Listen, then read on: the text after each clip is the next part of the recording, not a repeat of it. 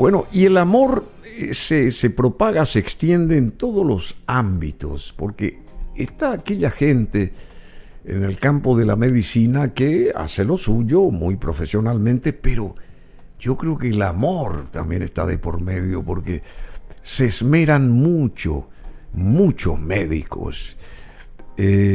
Por más que sea una consigna, al llegar a recibirse de médico, el profesional como que jura de que va a hacer todo lo posible por salvar vidas, por ayudar al prójimo, al que necesita, etcétera, etcétera.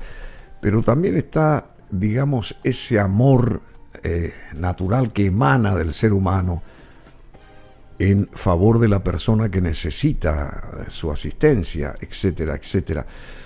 Y yo me anticipo diciéndoles todo esto porque al conocerlo, ustedes cuando lo sientan hablar y conversar y qué sé yo, se van a dar cuenta que es una persona que tiene innata una solidaridad que sería un plus agregado a toda su capacidad y formación como médico neurólogo muy importante.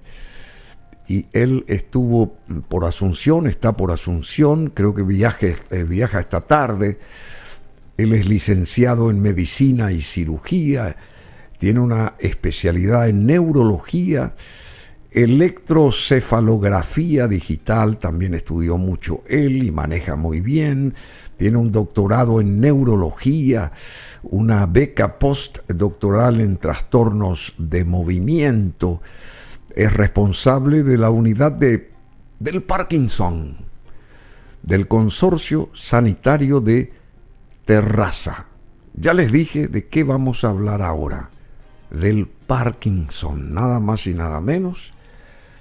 Y presentamos a un gran especialista, gran en serio, el doctor Gabriel Salazar, neurólogo, 58 años, es la segunda vez que está por Asunción, tiene ya muchos amigos, fue invitado porque es demasiado cordial, afable y tiene ese amor al prójimo a flor de piel. ¿Cómo te va, doctor Gabriel Salazar? ¿Cómo estás? Pues muy bien, muy contento de estar nuevamente aquí en Asunción. Como te decía hace unos minutos, un país amigable, una hospitalidad fuera de lo común, que conozco a toda Sudamérica, Centro y Norteamérica, y muy contento de estar aquí, la verdad.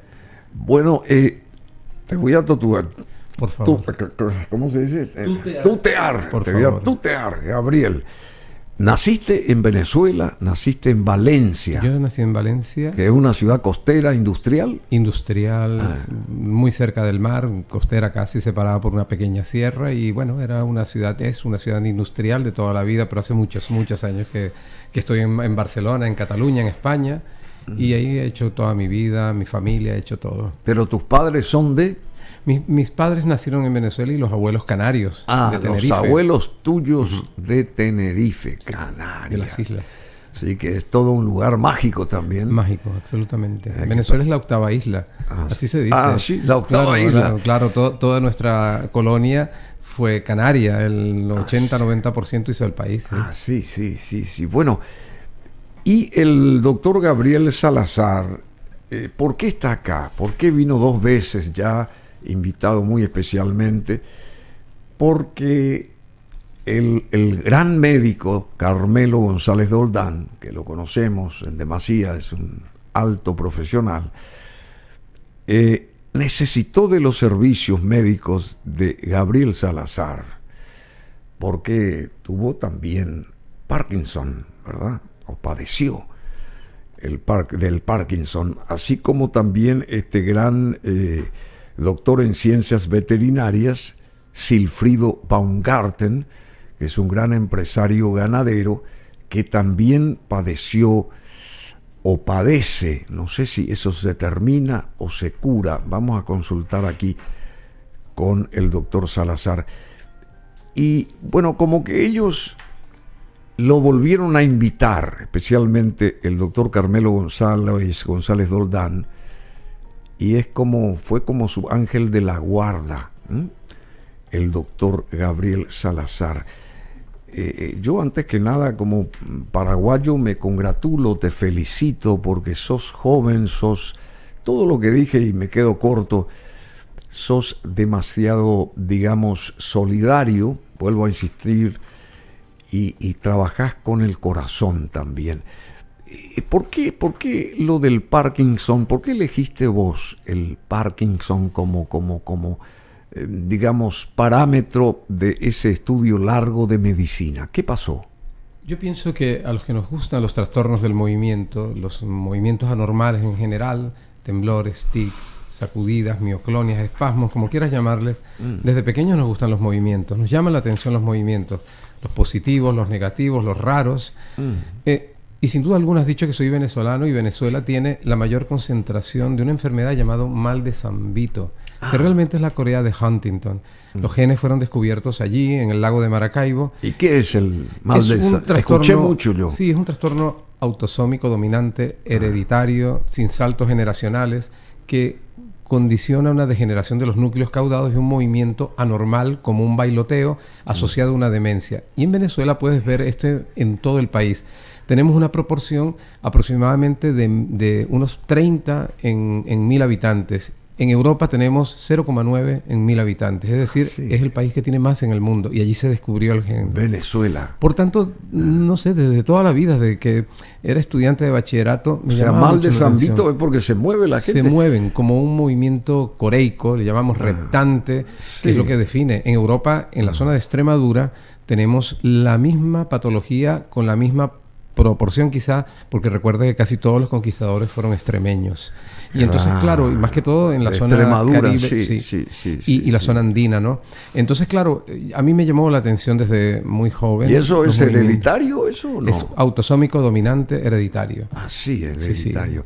Sí. Y esos ritmos caribeños, digamos, ¿eso acentúan esta historia o no, por el contrario? No tiene que ver. Yo creo que el ritmo caribeño se lo debemos a nuestra influencia africana. Yo creo que hay estudios inclusive neuropatológicos que hablan a favor del exceso de dopamina, que es lo que da el movimiento en las personas negras. Nos llevan gran ventaja a la gente negra en cuanto a movimiento, en cuanto a agilidad. Son físicamente perfectos, diría yo. Sí. Bueno, hay un día mundial del Parkinson. Sí. Tengo entendido, ¿verdad? ¿Y es en abril? Es en abril, el 11 de abril. Es basado en la historia de James Parkinson. James Parkinson es un médico de familia que describió algo que él definió como shaking palsy, que significa como parálisis agitante. Él describió en 1800 y tanto, pues que había una enfermedad rara, que la gente se movía, pero que estaba lenta. Y se demostró, y él fue el primero en describir la enfermedad parálisis agitante, y se le puso la enfermedad de Parkinson, que no era un neurólogo, era un médico de familia con una gran capacidad de observación, y es el día de su muerte, el día del Parkinson, el 11 de abril. Ah, sí, 11 de abril. Sí. Bueno, y a lo largo de nuestra historia y la presente también, hubo gente muy famosa, y hay gente muy famosa con este mal. Es una enfermedad del Parkinson. ¿Es curable el Parkinson o no? Yo creo que el concepto de curación en neurología no es lo mismo que, por ejemplo, que para hacer una comparación grosera con infecciosas. Los infectólogos tratan con antibióticos y curan. Nosotros creo que nuestro objetivo es dar calidad de vida. Curar, no, es una enfermedad que viene en los genes. Todas nuestras enfermedades son genéticas de alguna manera u otra, aunque no sean hereditarias. Esto quiere decir que podemos dar una buena calidad de vida, la de la expectativa de vida del país correspondiente. Pues sí, eso sí. Hoy en día una persona con Parkinson tiene la misma expectativa de vida, por lo menos en nuestro entorno, como de una persona de su misma edad. Lo logramos en casi el 80% de los casos. Yo te consulto, los nombré a ellos, a ambos, a Carmelo González Doldán y a Silfrido Baumgarten. Ellos dejaron de temblar. Sí. ¿Pero eso significa que se les erradicó la enfermedad? Yo te explico. La enfermedad tiene dos vertientes muy importantes. La enfermedad propiamente, que es la disminución lenta y progresiva de neurotransmisores, entre ellas la más importante, dopamina. Pero luego viene una segunda vertiente importante, que es el exceso de medicación. El exceso de medicación que hacemos los neurólogos buscando que mejoren, agrava el deterioro. Entonces, ¿por qué te digo esto? Porque tanto uno como el otro paciente que has mencionado, al ser intervenidos por dos técnicas diferentes, lo que hemos logrado es quitar la medicación, reducirla al máximo, un 70%. Aparte de mejorar sus movimientos, aseguramos que ellos en los próximos 10, 15 o 20 años estén tal y cual como están. ¿Qué significa? Que si yo tengo 70 años, pues voy a llegar a los 90 bien.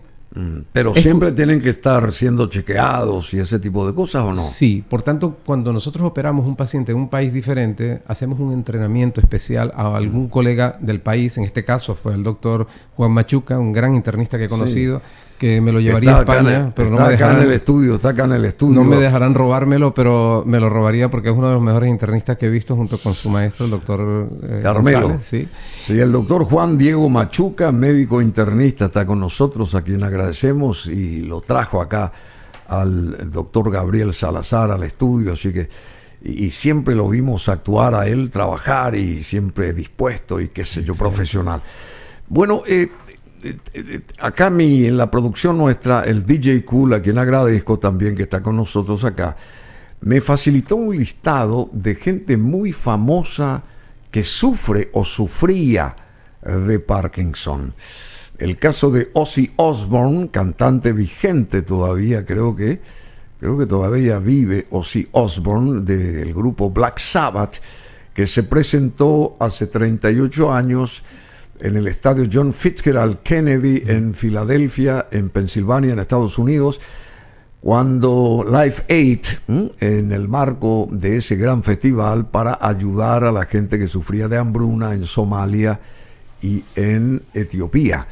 Bueno, y Ozzy Osbourne, que era un cantante que no se quedaba quieto, pero creo que disimulaba su famosa enfermedad, la de Parkinson, justamente, y acentuaba sus movimientos para disimular el movimiento natural de su cuerpo, digamos.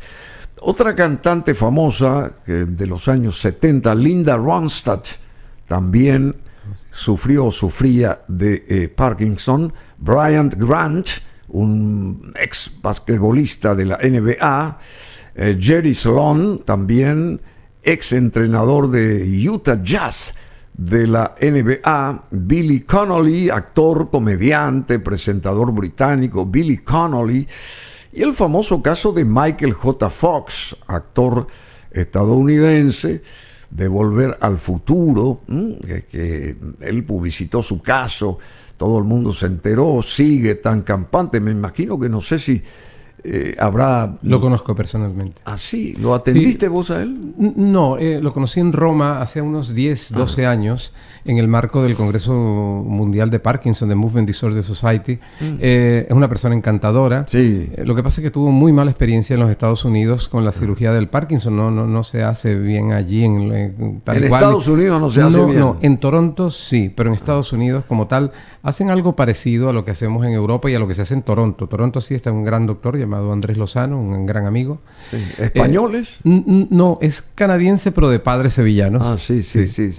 Yo quisiera agregarte otras grandes personas que tienen enfermedad de Parkinson, que seguramente que nuestro compañero... A ver, por acá tengo yo varios nombres más, pero... Yo te quiero hablar de gente muy famosa como Adolf Hitler. Justamente, Adolf Francisco Hitler. Franco. También Francisco Franco. Francisco Franco tenía uno de los Parkinson más terribles que se puede imaginar, y sin medicamentos. ¿Y cómo disimulaba el Francisco Franco Igual eso? que Hitler, colocando su mano que temblaba dentro del bolsillo. Podéis encontrar las fotos. Sí, se nota eso. Sí. Luego hay otras personas... Pero creo que Hitler combatía ese movimiento, o no sé si... ¿Es doloroso el Parkinson también o no? No necesariamente, pero él vivió la época del inicio de la levodopa. La levodopa es lo que se transforma en dopamina, lo que falta, pero en esa época la levodopa no tenía inhibidor. Entonces él se lo daban y él se desmayaba, caía al suelo desmayado.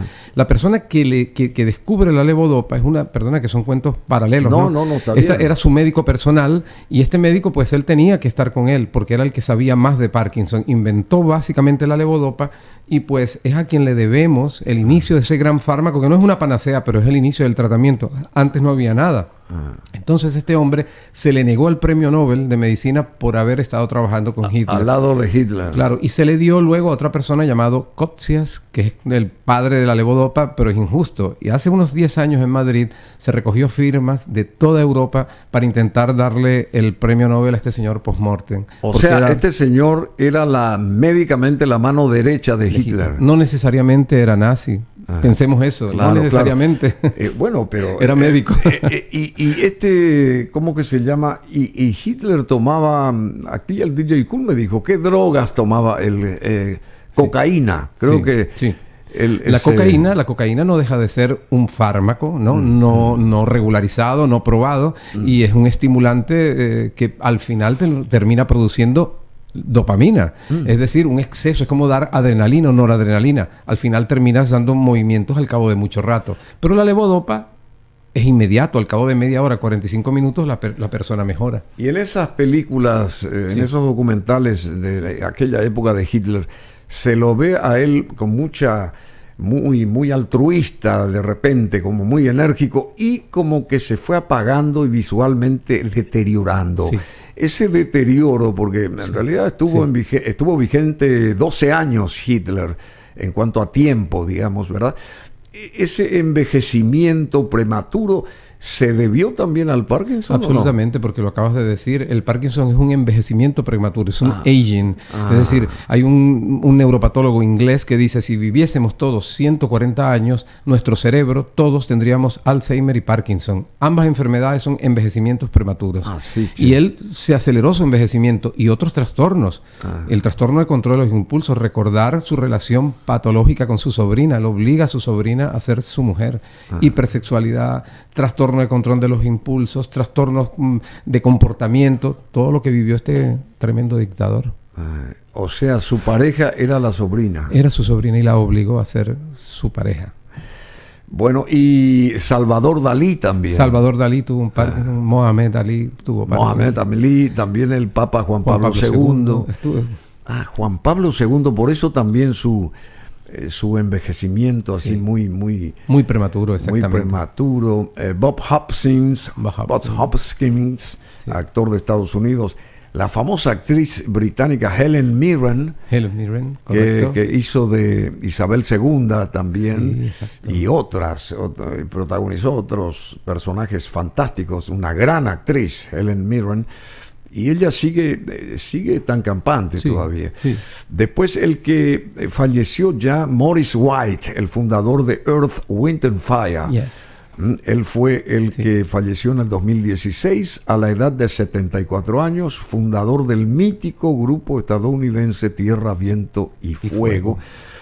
Y el caso de Robin Williams, este gran actor y comediante de La Jaula de las Locas, él se sacó la vida. Se sacó la vida porque sufría de Parkinson. Porque hoy en día los que trabajamos con Parkinson y tratamos los trastornos motores, temblores, rigideces, movimientos anormales, entendemos que lo más preocupante no son los movimientos, sino son los trastornos motores. Y lo peor, la depresión, la ansiedad. Él estaba ultra deprimido y lo avisó con mucho tiempo de que él, lo peor era su estado anímico. Contó y que es un hombre, para mí, uno de los mejores actores de la historia. Impresionante. Y él pensaba que su vida no valía para nada. No valía para nada. Robin Williams, lamento, yo hasta ahora... No sé si sabes que Robin Williams protagonizó con Robert De Niro una película llamada Awakens. Esta película habló sobre la encefalitis letárgica de los años 30 en España. Era una encefalitis que la gente se quedaba dormida y al despertar tenían Parkinson. Y entonces él y Robert De Niro protagonizan cuando inician la levodopa a los pacientes y empiezan a tener movimientos anormales. Lo curioso es que luego él padeció una enfermedad de Parkinson. Qué notable. Bueno, la levodopa es entonces... Esto que me está diciendo que es tengo entendido, el medicamento más fuerte inventado contra el Parkinson. Sigue siendo el medicamento más común y eficaz y figura en la lista modelo de medicamentos esenciales de la Organización Mundial de la Salud. Hay otros medicamentos como los anticolinérgicos, ¿puede ser? Sí. o terapias como la estimulación cerebral profunda también pueden tratar los síntomas de la enfermedad de Parkinson, especialmente los temblores, así como reducir la ingesta de otros medicamentos. Sin embargo, numerosos medicamentos y recursos quirúrgicos no son accesibles o asequibles comúnmente o no están disponibles en todas partes. Me llamó la atención, doctor Salazar, lo que decías de Estados Unidos. Estados Unidos se supone que es la meca, que es el lugar donde todo avanza más rápido que en el resto del planeta. ¿Y por qué está Toronto primero y no alguna ciudad de Estados Unidos? ¿Y por qué Barcelona, donde vos estás afincado hace muchos años y sos experto ahí? La gente se dirige hasta el sur de España para ser tratada. ¿A qué se debe que Estados Unidos en este aspecto esté más bien relegado? Yo pienso que con mucho orgullo tengo que decir que en España, lo que acabas de decir, la vocación y nuestras ganas de mejorar a la gente es el primer objetivo. Si no, no seríamos médicos. Si no, estaríamos en la bolsa de valores trabajando, haciendo otra cosa. La realidad es que nos dedicamos mucho a los pacientes, sin importar sean inmigrantes, vengan de donde vengan, sino que tengan los criterios para ser operados. Esto nos ha permitido trabajar mucho en muchos hospitales españoles.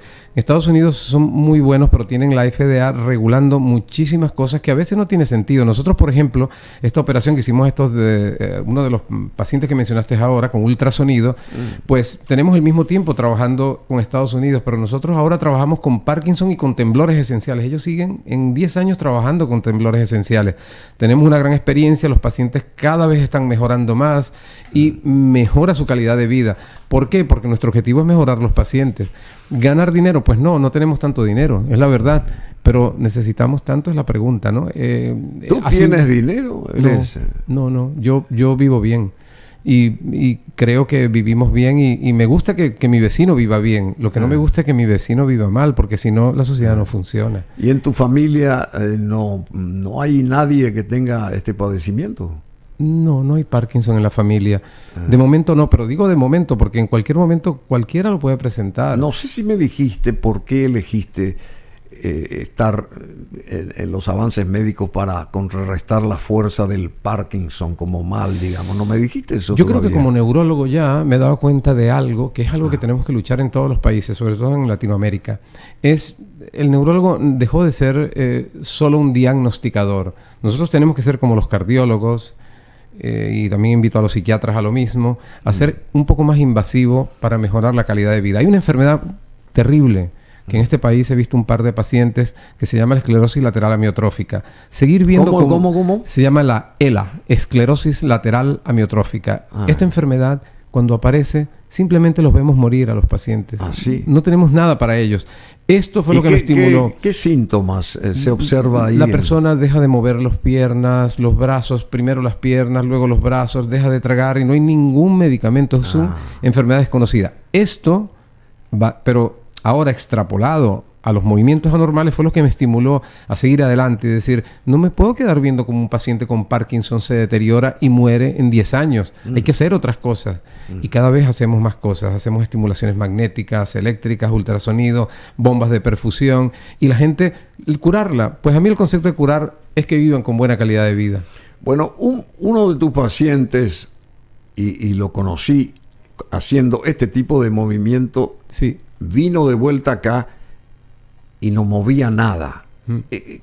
¿Cómo sacaste ese movimiento de la persona? Eso es lo que nosotros llamamos High Intensity Focus Ultrasound. Esto es un descubrimiento, como todo en medicina, lo mejor, por casualidad. Te explico la historia muy rápida. En Israel, pues, explotó una explosión de ultrasonido y varias personas con temblor, desapareció su temblor. Entonces se focalizó el ultrasonido sin abrir el cráneo. Es un rayo centralizado en un centro del cerebro llamado el tálamo o el área inserta, tálamo, donde van sí, todas las fibras que quedan disruptivas después de aparecer el Parkinson. Hacemos una pequeña lesión sin tocar, sin abrir la piel, simplemente rayos que atraviesan y vemos cómo desaparece el temblor. Había facilitado un vídeo, pero no sé si este vídeo lo pueden pasar. Sí, ¿no? creo que se está pasando algo donde ahí. aparecía una persona durante, y este paciente es un señor inglés que ha dado su permiso con un Parkinson y un temblor severísimo. Y ese era el movimiento. Sí, no le permitía. Luego le hacemos 5 shooting, ¿no? Y shooting, sí. Sí, y este es el paciente y así ha quedado después de un año sin medicación y así. Perfecto. Entonces, claro, esto lo hacemos en 2 horas desaparecen los movimientos anormales. ¿Se puede hacer en Paraguay? Se puede hacer en Paraguay. Pero está bien, desaparecen, me decís, en 2 horas. Pero no aparecen más o aparecen de repente. La data que tenemos hasta este momento es de 7 años. Un 70% en 7 años no reaparece. ¿Qué pasa después? Nadie lo puede responder. Pero de momento esos 7 años son de muy buena calidad de vida. Reduce la medicación, que te decía, es la segunda vertiente que agrava la enfermedad. Si damos mucha medicación, mucha levodopa, el paciente degenera en 6 a 7 años. Bueno, la enfermedad de Parkinson, a través de un alto especialista, el doctor Gabriel Salazar, neurólogo importantísimo, estamos acá, dando a conocer síntomas y cómo se exterioriza a través de las personas, de los pacientes, esta enfermedad. ¿Cómo se llama el Parkinson realmente? Tiene varios nombres. Mal de Parkinson es uno de ellos. Parkinson también a secas. Parkinsonismo puede ser también. Parálisis con temblor también se denomina así esta enfermedad. Y el Parkinson es un tipo de trastorno del movimiento. Acá me va a corregir si me descarrilo. Ocurre cuando las células nerviosas, que son las neuronas, no producen suficiente cantidad de una sustancia química importante en el cerebro conocida como dopamina. Y algunos casos son genéticos, pero la mayoría no parece darse entre miembros de una misma familia. Qué bien esto, qué interesante. Quiere decir que no es, hereditario. No es hereditario, entonces. No, bueno, hay varios. Yo pienso que todos los Parkinson son genéticos. Los que no son hereditarios. Es decir, no todo el mundo presenta un Parkinson. Por ejemplo, hay pacientes que están en contacto con el manganeso, que son sustancias que emiten las industrias en los países más industrializados, y hay un grupo de personas que presentan el Parkinson y otros no. Hay una predisposición genética. Ahora, los pacientes con genética, que le llamamos parquinas, 1, 2, 3 y 4, son hereditarios. Comienzan a tener la enfermedad muy temprano, entre los 18 y los 30 años de edad, y si estos pacientes tienen hijos, sus hijos tendrán la enfermedad también. Por tanto, no es época normalmente de procrear, aunque puede pasar. Normalmente la gran mayoría de nuestros pacientes europeos, o los que hay aquí en esta parte de Sudamérica, con mucha influencia mediterránea, italiana, española, alemana, pues los síntomas comienzan a partir de los 50 años, que es la LRRK2, que es una enfermedad genética, pero no hereditaria. Por tanto, no tiene el mismo pronóstico, el mal pronóstico que tiene el Parkinson temprano, el early Parkinson, que está por debajo de los 50. Entonces es muy diferente, como te das cuenta, el Parkinson. No solo dopamina es lo más importante, pero es que también produce un exceso de GABA, una disminución del glutamato, un exceso de noradrenalina. ¿Qué es GABA? El GABA es el ácido gamma-aminoglutírico, que es un ultra inhibidor. Es decir, mientras la dopamina deja de estimular, el otro inhibe. Entonces, claro, la falta de estimulación más el exceso de inhibición es lo que condiciona que una persona se ponga lenta, parálisis, como tú dices, muy lenta. Y luego disruptan todas las neuronas en el subtálamo, que es lo que provoca el temblor, ese movimiento agonista y antagonista de los músculos del cuerpo, ¿no? En el 50% de los casos, no todos tiemblan. Me viene a la mente el caso de un amigo, hace muchos años lo conocí en San Francisco, en California. Yo vivía ahí también un año. Era el novio de una prima mía y me llamó la atención que él como que tenía unos movimientos así muy extraños, pero no sé si para paliar eso tomaba mucha cerveza. No sé si la cerveza hace que se acentúe el Parkinson o que disminuya el Parkinson? Yo, el sentido, sin saber y haber visto al paciente, lo que sí te puedo decir que el temblor esencial es una enfermedad muy común en la influencia mediterránea. En todos los países que tenemos influencia mediterránea, el temblor esencial es muy frecuente. Y uno de los criterios importantes para definir el temblor esencial es la mejoría con el alcohol. Si tú tomas un poquito de vino, o si tomas ginebra, que tiene más alcohol, o whisky, pues el temblor desaparece. De hecho, en el siglo pasado, recordar, en el anterior, en el siglo XIX, pues el alcohol era un medicamento que se utilizaba para muchas cosas, para la depresión, para la ansiedad y para el temblor. Lo que pasa es que su efecto secundario era bastante peor que la enfermedad, que era la cirrosis hepática o la adicción. Pero el alcohol no dejó de ser una droga en el siglo XIX. Bueno, y los síntomas del Parkinson comienzan lentamente, en general en un lado del cuerpo, luego afectan ambos lados y algunos síntomas, temblor en las manos, los brazos, las piernas, la mandíbula y la cara, rigidez también en los brazos, en las piernas y en el tronco, lentitud de los movimientos, como bien señaló acá el doctor Salazar, problemas de equilibrio y coordinación. ¿Así? Correcto. Y bueno, y a medida que los síntomas empeoran, las personas con Parkinson, con esta enfermedad, pueden tener dificultades para caminar o hacer labores simples. También pueden tener problemas como depresión, trastornos del sueño, dificultades para masticar, tragar o hablar, lo que decías. Sí. Muy de acuerdo. Bueno, y no existe un examen de diagnóstico para esta enfermedad. Los doctores usan el historial del paciente y un examen neurológico para diagnosticarlo.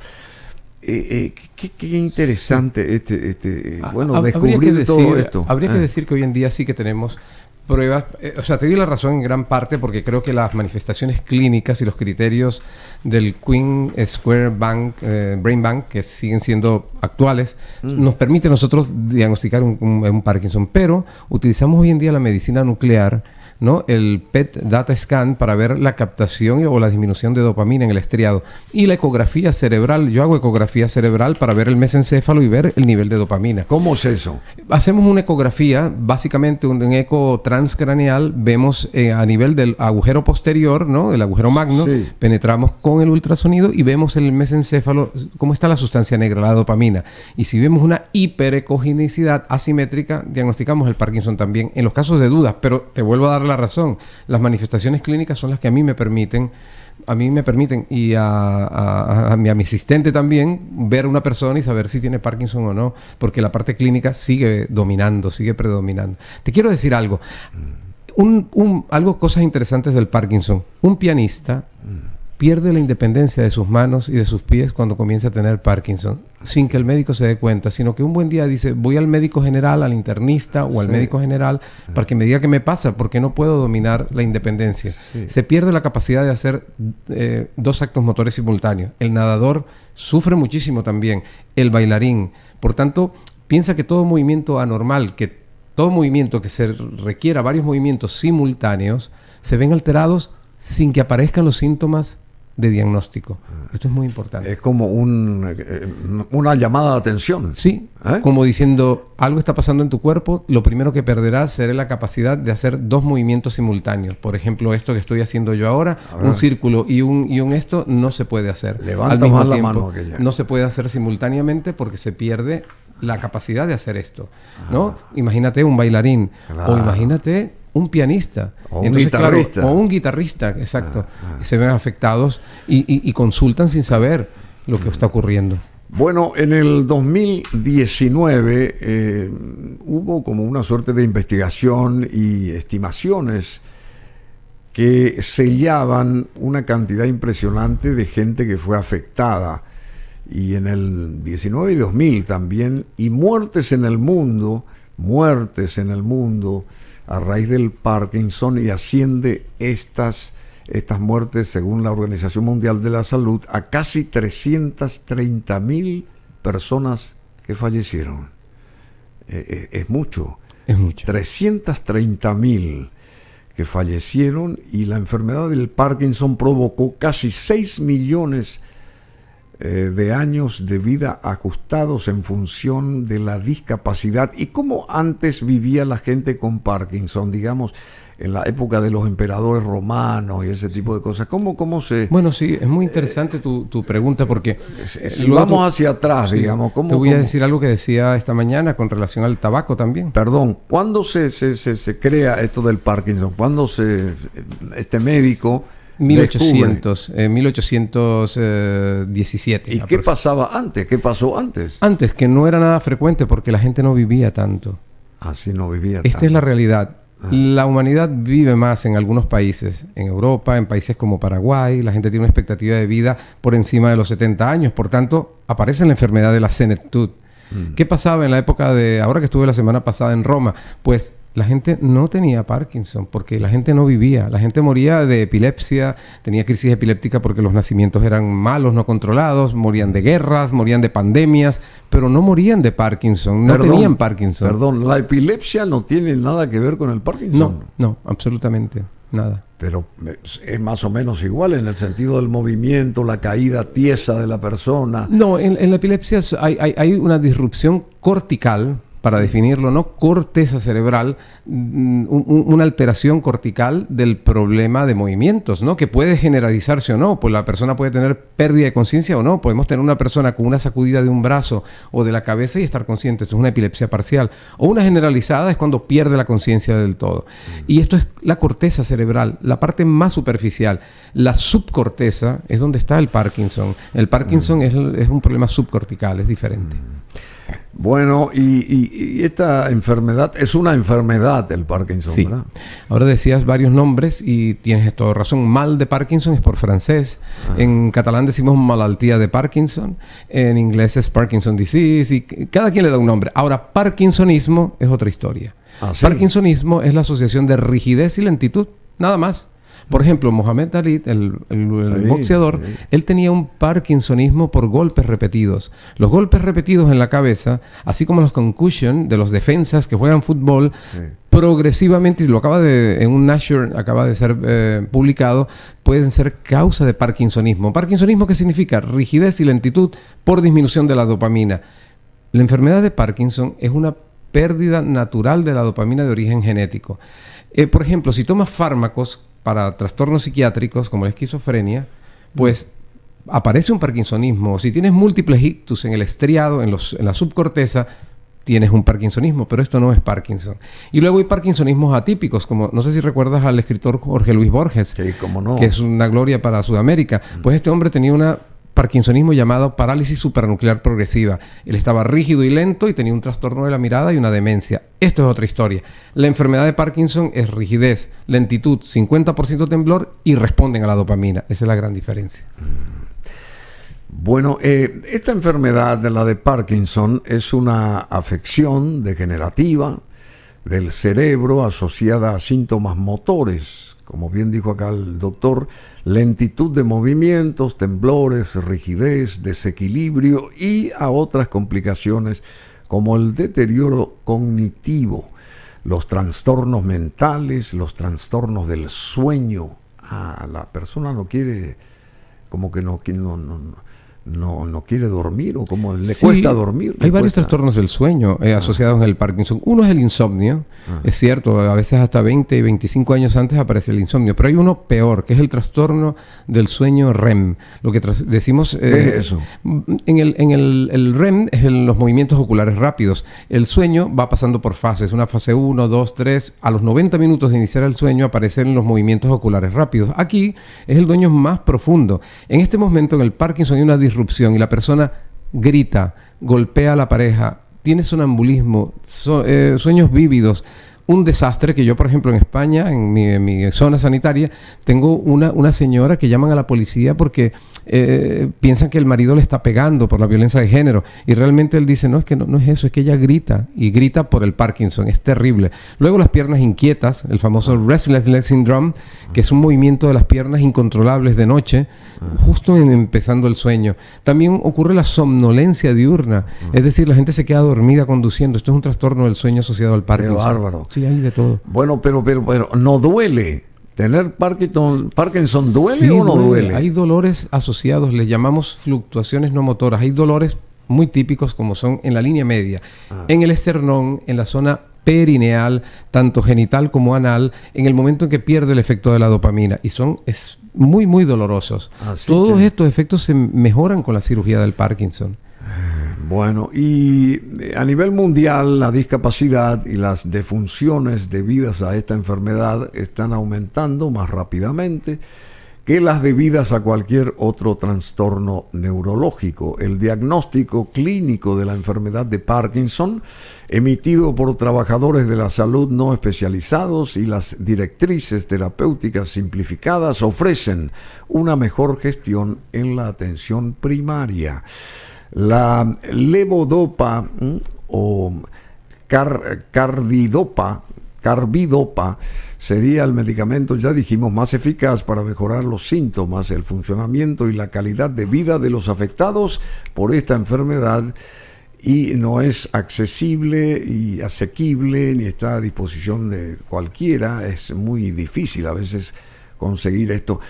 Bueno, querido doctor, fantástico lo que dice acá el doctor Gabriel Salazar, de origen venezolano. Él hizo toda su primaria y secundaria en Venezuela. Exacto. Y después viajó a España, a Barcelona y qué sé yo.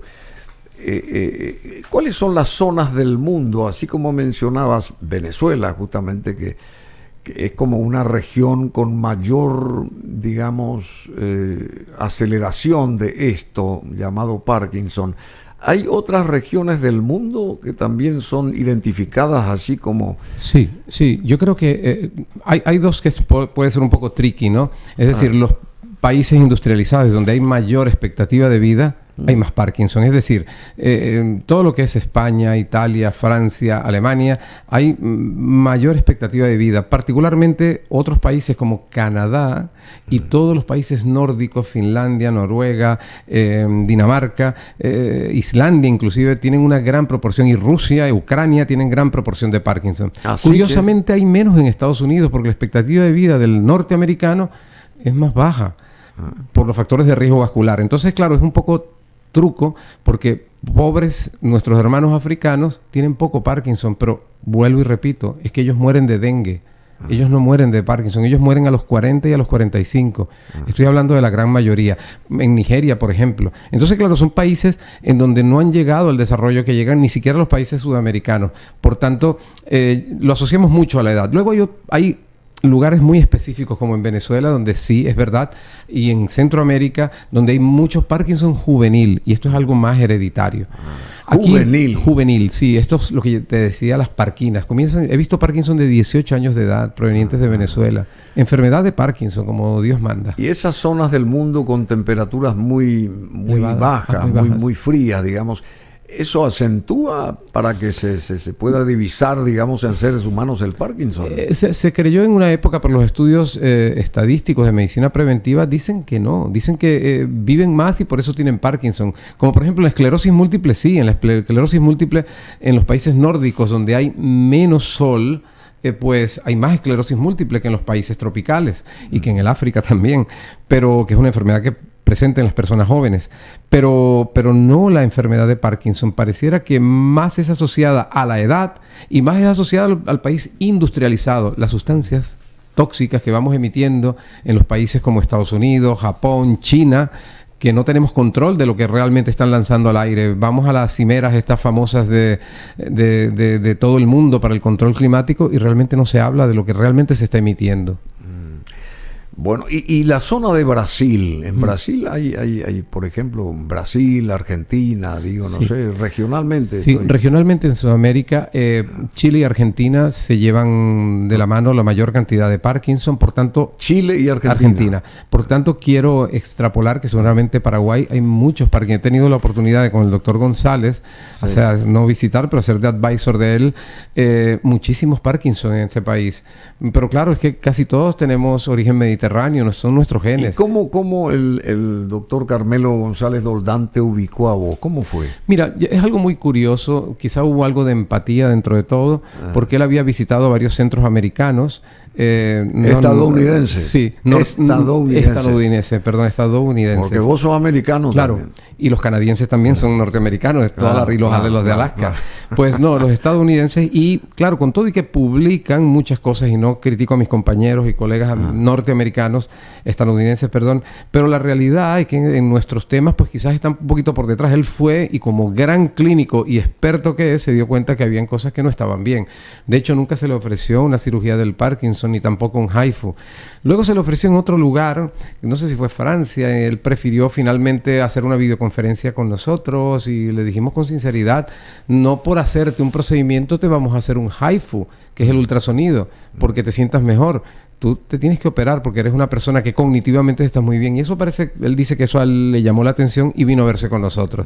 Y bueno, ¿qué hiciste vos con él? Digamos que, o sea, le pusieron algo ahí en la... Nosotros pusimos, ahora estábamos mirando las imágenes, hicimos una planificación de su subtálamo, hicimos una navegación y fusión de imágenes, y logramos colocar ese electrodo allí en ese lugar verde o azul que se ve, ¿no? Ese círculo que es el lugar donde está el subtálamo. Luego lo que está en rojo es el tálamo, y entonces subimos, este es mi trabajo, que es distribuir esa corriente tanto en el subtálamo para la parte motora como para el temblor, y mejorar aspectos emocionales también. Entonces voy mejorando en esas 3 semanas hasta que el paciente se va perfecto sin síntomas, ¿no? Esto básicamente lo que aparece es mi programador de otro paciente, en donde estoy regulando sus síntomas, ¿no?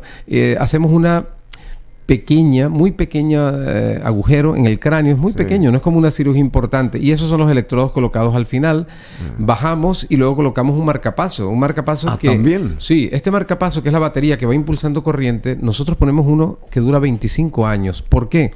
Porque primero el paciente se lo merece. 2, ¿y dónde ponen lo ponemos eso? como un marcapaso cardíaco del lado derecho, ¿no? Idéntico al marcapaso cardíaco. Y esto tiene un control. Pero exteriores. No, interno, debajo de la piel, debajo del músculo. Claro, y viene conectado por un cable extensor que tampoco se ve y llega hasta arriba. Entonces, nuestro paciente tiene un mando de control, un acceso de control en donde le permitimos cambiar los programas, un programa para mejor una cosa que para otra, le permitimos subir o bajar amplitudes, o sea, le permitimos una serie de cosas. Y él siente automáticamente mejoría, digamos. Inmediatamente, y cuando se lo apagamos para hacer un cambio de programas también lo nota. Por tanto, es una gran ventaja. La batería dura 25 años. En el pasado y en otros lugares ponen baterías de duración corta. ¿Por qué? Porque es un negocio, es un business. Cada 3 años hay que cambiarle la batería. Entiéndeme, nosotros pensamos que una persona, y más un compañero que viene de un país vecino, que nos... como se dice, la confianza de venir con nosotros, le ponemos lo mejor, que no es mucho más caro. Y esto pues dura 25 años, toda la vida, digamos. Y una persona que te está viendo y atendiendo, que sabe que tiene todo esto y que necesita pasar por una auscultación, ¿cuánto dinero debe de juntar esa persona para quedar 0 horas, digamos, por lo menos superar lo que está sintiendo que es? Mira, nosotros hemos lo más costoso de todo es el sistema de implantación, ¿no? Solo el sistema de implantación cuesta unos 40.000 euros más o menos, $40.000. Luego, sin duda alguna, pues es medicina robótica, operamos con robot, que era lo otro que te iba a decir, y esto, te lo digo primero, lo que cuesta en otros lugares son $250.000. Es una barbaridad para mí, este es el robot. Nosotros hemos logrado con la administración que entienda que con $100.000, incluyendo las 3 o 4 semanas que va a estar esta persona con su familiar allá, porque para nosotros es fundamental que vaya el familiar para que vuelva esta persona a su país con su buena calidad de vida, pues es fundamental. Y hemos bajado hasta 92.000 euros, unos $100.000 en total, ¿no? Bueno, pero queda 0 horas la persona. Sí, ¿verdad? La persona queda muy bien, si está bien escogido. Y por 25 años más o menos. Por 25 años dura esta batería. Por tanto... O sea, la batería y la terapia. Y la solución, digamos. Y la solución. Y luego si hay que cambiar la batería, pues claro que en principio duran 25 años, pero si a los 25 años, imagínate que operamos a alguien de 40, a los 25 años tiene 65, todavía tiene mucha vida por delante, pues esta batería tardamos 40 minutos en cambiarla, ya no es una operación complicada. Bueno, querido Gabriel, muchísimas gracias. Muy aleccionador todo lo que nos dijiste, nos insuflaste, qué sé yo. nos proyectaste al futuro, porque hay mucha gente que seguramente padece esto y no se da cuenta o quiere esconder o qué sé yo, pero tarde o temprano su entorno nota de que no está siendo normal esa persona y necesita consultar con aquellos profesionales como el doctor Gabriel Salazar. Él está en Barcelona y él está en un centro de especialidades neurológicas y es responsable de la unidad del Parkinson del Consorcio Sanitario de Terrassa, con 2 S, Terrassa. Bueno, allá en Barcelona, y es un lugar fantástico, Barcelona, entre paréntesis, ¿verdad? Yo quería decirte algo. Yo no soy nada político porque no tengo cualidades, pero sí te quiero decir algo. Desde que vine una primera vez a esta vez, que he llegado y he tenido que hablar con personas, me han llamado personas de este gobierno actual con la intención de intentar los primeros pasos para llevar estos procedimientos a la gente más necesitada de este país. Me ha parecido increíble porque en ningún otro lugar, y viajo a muchos países, y creo que tienen buenas intenciones. Que se lleve a cabo es otra historia, pero al menos han dado un primer paso sin conocerme para nada. Me sentí orgulloso. Qué bueno, doctor. ¿Lanzaste ese libro? ¿También escribiste...? Tengo muchos artículos con respecto a Parkinson y movimientos anormales, estudios clínicos, pero sí estoy escribiendo algo ahora precisamente. Sí, Cuando lo tenga disponible te lo pasaré y escuchar tu opinión. Por favor, vamos a estar en contacto. De más está decir, te agradezco mucho la deferencia. Estás tomando el avión para regresar a España ahora en la tarde. Viniste acá antes, en la mañana, y quiero que le envíes un gran abrazo al doctor Carmelo, no sé de tu parte, sí, lo veré. De parte nuestra y de parte de María Luz, mi señora, María Luz Muy Peña, bien. que también es, él lo atendió en un par de ocasiones a ella de manera excepcional, y también al querido amigo Juan, que está acá en el estudio, Juan Diego Machuca, doctor, médico internista, que tiene que quedarse acá, e irse a tomar seguramente algún cafecito allá o comer alguna pisita contigo alguna vez de paso allá en Barcelona, pero tiene que quedarse acá, porque ¿qué vamos a hacer sin Juan nosotros? Está muy bien entrenado el doctor Machuca, ya te lo digo yo, que es una persona muy, muy, muy capacitada. Bueno, y no sé, y la gente que quiera contactarse contigo, simplemente escribe esa gente al perfil del doctor Gabriel Salazar, neurólogo. Yo no prefiero así, yo prefiero que lo valore el doctor Carmelo y el doctor Machuca, porque, claro, estos pacientes a veces creen que tienen criterios, y los criterios clínicos y las contraindicaciones las definen los internistas muy bien. O sea, que pasen estos interesados posibles a través del tamiz de estos médicos. Claro, ¿verdad? que sí. Acá en Asunción. Absolutamente. Bueno, muchísimas gracias, Gabriel Salazar, muy amable. Tenés una señora que se llama Anabel. Anabel Badía, sí. Anabel Badía. Badía. Sí, Badía. Hubo un conductor muy importante en la Argentina con el nombre de Badía, y un programa que hasta ahora me suena, Badía y compañía. Y tenés 2 hijos, uno se llama Mark, que tiene 23 años, y Jordi, que tiene 20. ¿Y ellos qué hacen? A ver. Jordi estudia ingeniería de ciudades inteligentes. Esto es, en mi época o éramos médicos, curas, o eras abogado, no había nada más, o no hacías nada. Y el Mark es biotecnólogo y lleva ya un máster en tejidos humanos, y es algo muy bonito lo que hace. Qué bueno. Sí, no son médicos. Qué bueno. Bueno, muchas gracias. Espero que vuelvas. Gracias, Bruno. Yo espero volver. Espero que vuelvas acá a Asunción, y esperemos alguna vez que también recale allá para darte un abrazo. Ojalá, por lo menos allá espero. En Barcelona. Yo tengo una sobrina estudiando ingeniería, ¿cómo que te dije? Ingeniería, ingeniería industrial. Ingeniería industrial, que está allá hace ya más cerca de 2 años. María Paz Masi Barrail, que me gustaría que también te conozca. Yo encantado. Estando encantado, allá, sí. ella, ¿verdad? Encantado. Ella está casada con un chico que se llama Ángel y creo que es un ángel de la guarda también.